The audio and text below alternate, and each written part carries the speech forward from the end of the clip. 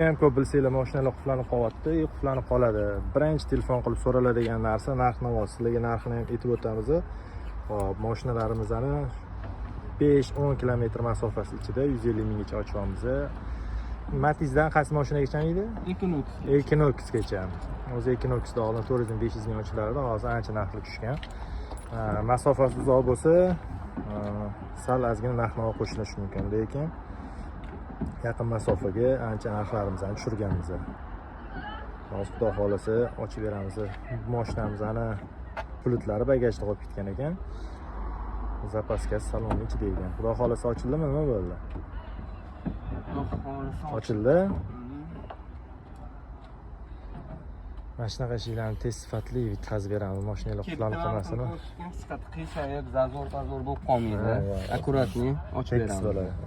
Bir xil qiyshaytirib tashlab, podushka qo'yganda ham ko'p ishirib olsa qiyshayib qoladi-da. Qani